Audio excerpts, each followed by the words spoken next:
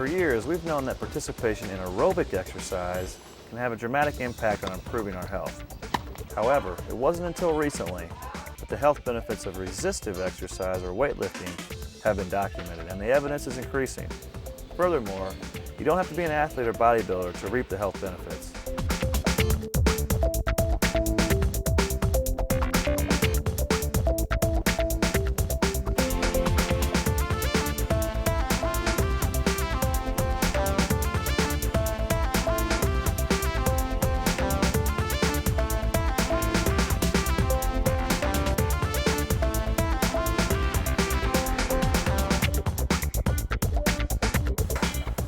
Welcome to Fitness and Wellness for a Lifetime. I'm Steve Ball. Today we're going to discuss muscular fitness. Now I know what you might be thinking. I don't need to be any stronger, any bigger. Why would I ever want to lift weights?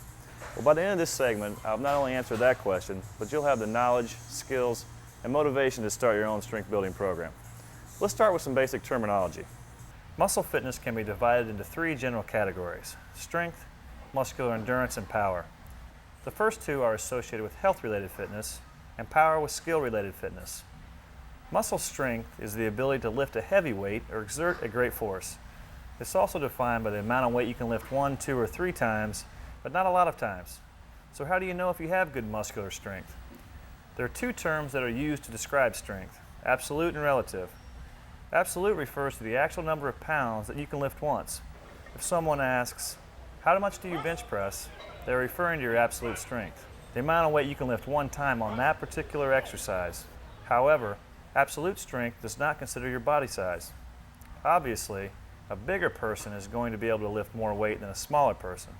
Therefore, many professionals recommend obtaining a relative strength measure or strength to body weight ratio for any given exercise. Simply take the weight lifted in pounds and divide it by your body weight in pounds.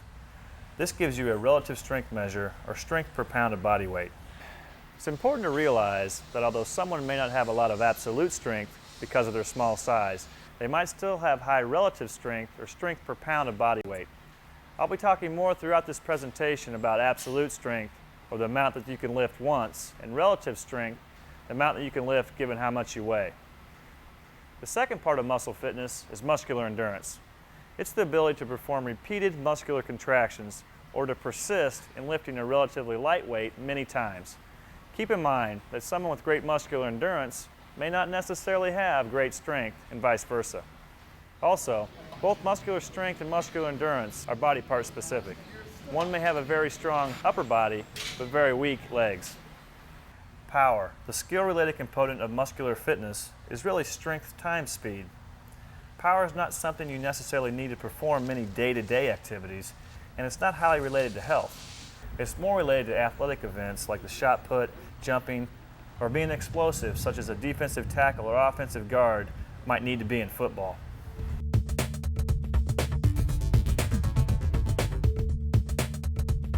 Having good muscle fitness offers several benefits. To begin with, it helps to prevent muscle injuries. People with weak or even tight muscles are at a greater risk for injury, as well as those people who play sports and do vigorous activities. And nearly 80% of Americans will suffer from back pain at some point in their lives. Strength training and muscular endurance training can help prevent these types of injuries. Having good muscle fitness also helps to prevent muscle degeneration. Part of the acquired aging syndrome is just the lack of and degradation of muscle. People who train on a regular basis are less likely to have this muscle degeneration. Muscle fitness also helps to prevent osteoporosis, which is a condition characterized by the degeneration of bone or low density of bones. Strength training or performing weight-bearing activities helps to prevent this condition by putting stress on the long bones of the body. Another benefit of muscle fitness is an improved appearance. In general, muscle takes up less space than body fat. So if you were to compare two people of the same height, weight, and build, the one who has more muscle will look smaller. It also helps to prevent the gut from protruding and other various body parts from sagging. So in most cases, muscular training helps people appear younger than their chronological years might indicate. Having good muscle fitness also helps to increase energy levels.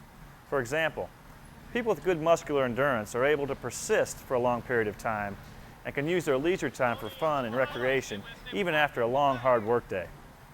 Finally, Having good muscle fitness can help to increase athletic performance. Strength, muscular endurance, and power all play a role in the ability to be good at sports.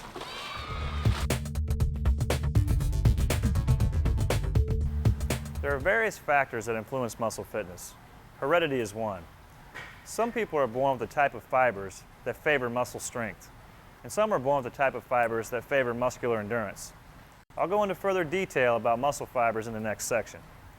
Another factor is training, which helps to maximize performance.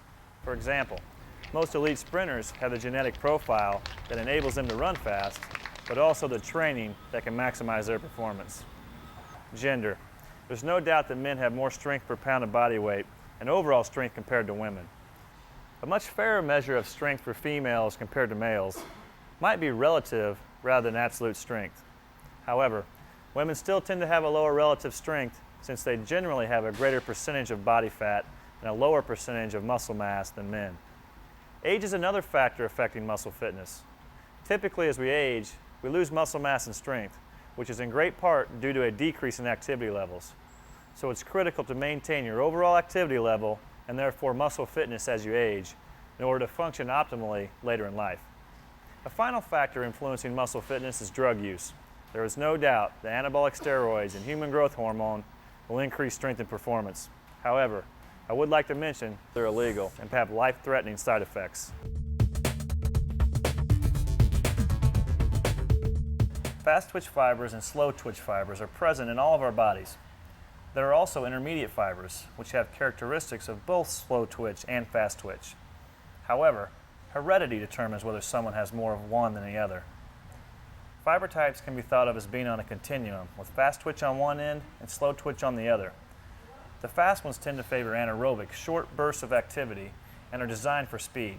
Sprinters will have mostly fast twitch fibers. Slow twitch fibers favor aerobic or persistent exercise. They can't produce as much force as fast twitch, but they're more fatigue resistant. Endurance athletes typically have a lot of slow twitch fibers. Training can modify some of the intermediate fibers to make them more like slow twitch or fast twitch, but you could never take an elite sprinter who has mostly fast twitch fibers and through training make him an elite long distance runner. A small muscle biopsy can determine the percentage of fast and slow twitch fibers. Fast twitch fibers stain light in color and slow twitch stain dark. Strength training increases the size of the fibers, not the amount. Generally, the bigger the muscle, the stronger the person will be, with certain exceptions. It's important to realize that lifting for size is quite different than lifting for strength.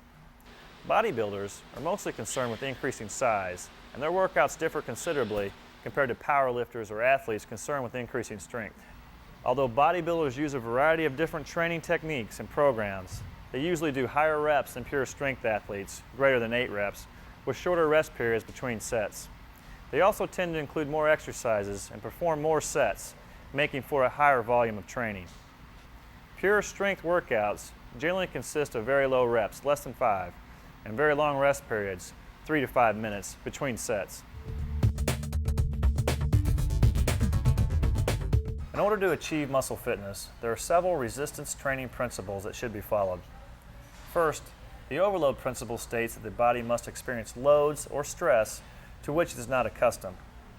This is most easily achieved by increasing the amount of weight that is used as you get stronger. As the muscle adapts to a certain amount of weight or load, there is no further increase in strength or muscular endurance. Therefore, you must adhere to the next principle of training called progression. Progression is the term used for periodically increasing the training intensity as the muscle adapts to increased loads. A third principle is specificity, which simply means training the muscles or body parts that need to be stronger. Finally, it's important to incorporate rest or recovery into a training program. Generally, don't work a specific muscle group twice within 48 hours, especially if there's some soreness present. There are various types of resistance exercises. Let's take a look at a couple of them. Isometrics are static contractions. For example, pushing against an immovable object without moving any muscles. Another example would be holding a weight out in front of your body at shoulder height. Your shoulder muscles are contracting, but your shoulder joint remains fixed. Isometric exercise can work to build both muscular strength and endurance. As its advantages, it uses a small amount of space and it doesn't need a lot of equipment. but it does require good motivation. You've got to get maximal exertion to build strength, and a lot of times you can fool yourself in how hard you're working. And finally, isometrics are best for the apparently healthy. Some professionals suggest that those people with high blood pressure should avoid isometric exercise, although there's some recent research that questions that notion. Generally speaking, if you have health problems, it's probably wise to consider other exercises besides isometric ones. Isotonic exercise, also known as dynamic exercise, includes movement at the joint.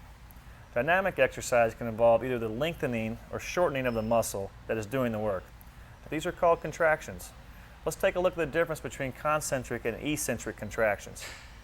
A contraction in which the muscle shortens is called a concentric contraction. For example, when you perform a curl as you lift the weight up.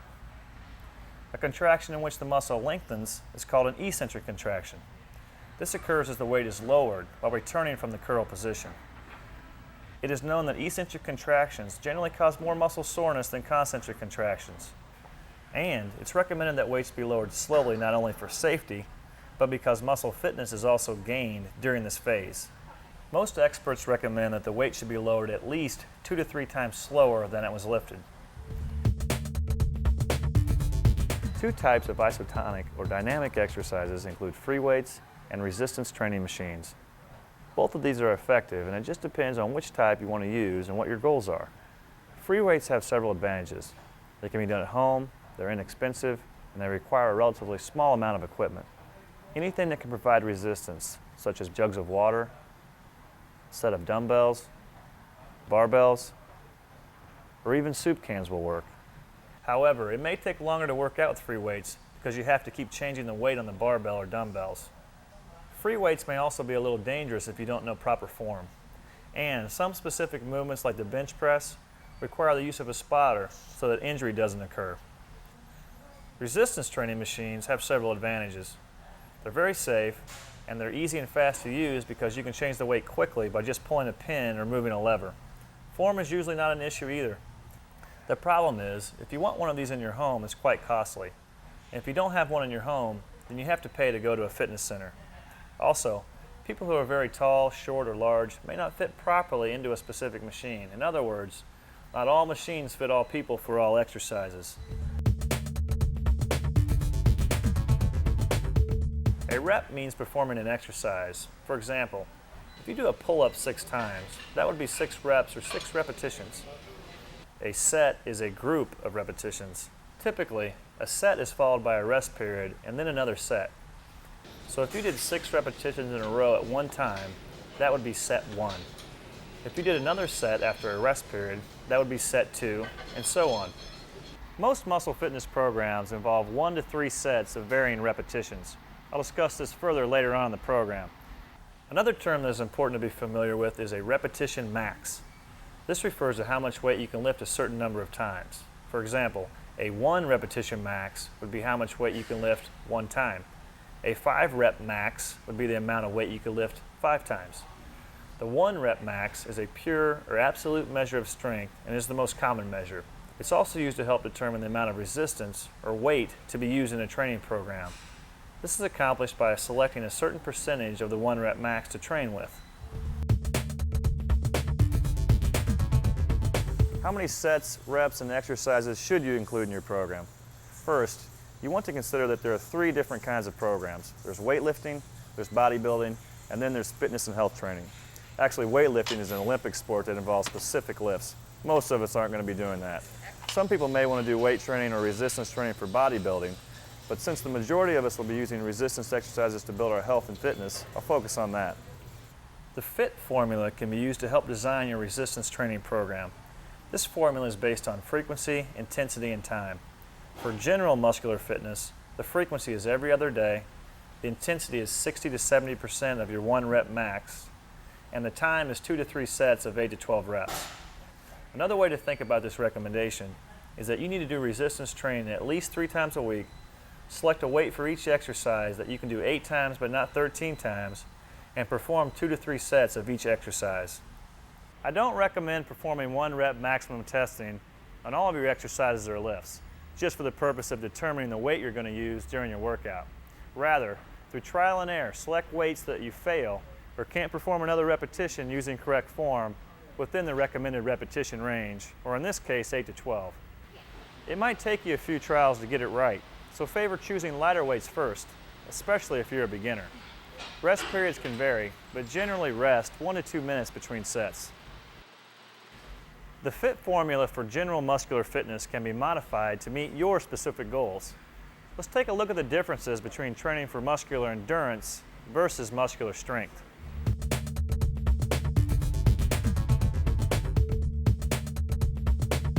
Each of the various components of muscle fitness includes a repetition continuum, which shows that if you want to build muscular endurance mostly, you'd want to favor the number of reps above the top yellow line, or greater than 12 reps.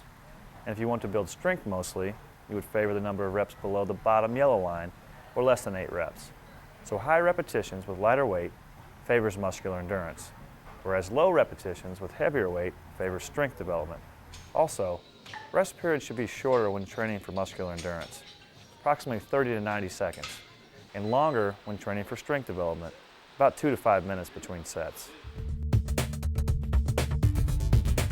Research has shown that about 80% of strength gains occur in the first set of training if performed to failure, which means completing as many reps as possible for whatever weight was selected. However, performing more sets elicits more gains in strength up to a certain point. Most experts recommend doing 3 to 4 sets of each exercise to failure for maximal gains. Performing more than 4 sets per exercise is really not advantageous.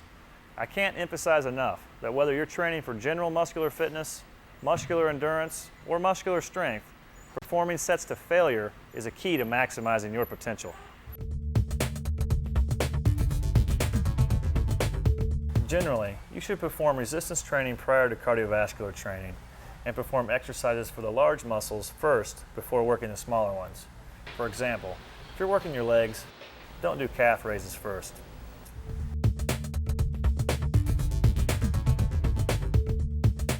When you're doing your resistance exercises, be sure to lift the weight in a controlled manner.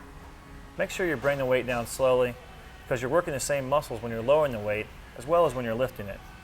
Be sure to exhale during the concentric phase or when you're raising the weight, and breathe in during the eccentric phase or when you're lowering the weight. Don't ever hold your breath. In a future segment of this series, I'll go into the gym and show you how to perform some basic resistance training exercises. Keep in mind the importance of setting goals. What do you want? Which muscle groups do you want to build? What part of muscle fitness are you most interested in? These factors help determine the type of program to begin. My recommendation is that you set process goals first. By that I mean don't get hung up on the product or how much you can lift. Rather determine what you'll have to do to achieve your desired outcome. For example, set a goal of completing a certain number of workouts in a 3 or 4 week period. Just be sure to set realistic goals and don't try to do too much too soon. As we've already discussed, pure strength is best assessed by performing a 1 repetition max. After warming up, gradually increase the amount of weight to determine how much you can lift one time. Don't try to lift too much the first time, but gradually and incrementally increase the weight. You should be able to determine your 1 rep max within 3 to 5 trials. You should also note that there's a learning effect, especially for beginners. So you might want to repeat the 1RM a few days later and then use that number or the higher of the two as the baseline value. There are charts that allow you to estimate a 1RM using a lighter weight and lifting it anywhere from 5 to 10 times. A predicted 1RM like this is not as accurate, but it might be a little safer since less resistance is being used. We also already discussed that by dividing your 1RM by your body weight, you can get a relative strength measure. Typically, bench press and leg press are used for measures of upper and lower body strength. Many fitness centers use a device called a grip dynamometer to assess strength. While this is a quick and easy way to assess someone's grip strength, it's really not a very good measure of total body strength. It's also assessing strength isometrically, not dynamically. It's best suited for situations that require testing large numbers of people in a short period of time. As far as assessing muscular endurance goes, simple field tests such as the push-ups and curl-ups are commonly used. This would give you a ballpark indication of your upper body and abdominal muscular endurance. Another popular muscular endurance test is the YMCA bench press test. This test requires a subject to perform as many reps as possible using a standardized weight. For men it's 80 pounds and for women it's 35 pounds. The more reps you can do, the better your muscular endurance. Several myths about resistance training exist. No pain, no gain is a myth. If it hurts, don't do it, but you should expect some delayed onset muscle soreness called DOMS. Most of the time, this post-exercise soreness peaks anywhere from 24 to 48 hours following a workout. Soreness will be greatest following the first few workouts, so it's important that you start slowly. Another myth is that resistance training makes you muscle bound. Not true if you train properly for all muscle groups and you do your flexibility training along with it. A common misconception is that extra muscle turns into fat if not used. Fat is not converted into muscle, nor is muscle converted into fat. Muscle and fat are two distinct components of the body.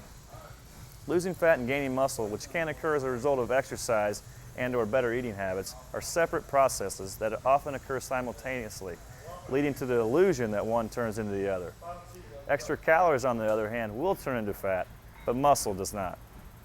A final myth is that strength and muscle fitness training causes women to look masculine. Not so. Female hormones don't allow large muscle mass growth. In addition, a strength-trained muscle can actually be smaller in diameter than an unused or atrophied muscle. On a side note, I need to mention something about the term muscle tone. Muscle tone is actually a quack term. It's often used in exercise infomercials because it cannot be directly measured. In other words, exercise equipment promoters can promise increased muscle tone without the risk of not providing it. Generally, muscle tone is considered having muscles that appear firm and feel tight. Firmness and tightness is best accomplished through resistance training or weightlifting. However, a strength-trained muscle that is covered with layers of fat will not appear toned or cut. Therefore, you may need to decrease your body fat percentage to help showcase your muscles. Muscle tone is a combination of a strength-trained muscle and having low enough body fat so you can see it. There's really no evidence to suggest that using light weights versus heavier weights and doing high repetitions, such as 15 to 25 repetitions, maximizes either of these factors. In fact, doing slightly heavier weights with lower repetitions, say 8 to 12 reps, is best for maximizing strength and muscle mass. I'd like to take a minute and talk about steroid use. First of all, they're illegal. They're also harmful to your health. Combined with training, they do work, but mostly what they do is reduce your recovery time between workouts so you can do more training at a higher intensity level. So it's still the training that works. Without the training, steroids do very little except harm your health. I caution you, be careful of the person in the gym who knows everything about exercise and promotes the use of these performance-enhancing drugs, or any supplement for that matter. In a later segment of this series, we'll be discussing how to recognize quacks so that you can become an informed consumer when it comes to fitness and wellness. Finally, let's review some training considerations. Remember to start slowly. Allow time and recovery between sets and between your workouts, usually every other day. Also, expect plateaus, which means that sometimes you'll just get to a point where you really don't improve much. And if you feel like you always have to keep improving, you might get discouraged. Also, be sure to keep in mind those process goals I mentioned earlier. I can't emphasize enough the importance of including resistance training as part of your health and fitness routine. I'm Dr. Steve Ball, and this has been another segment of Fitness and Wellness for a Lifetime.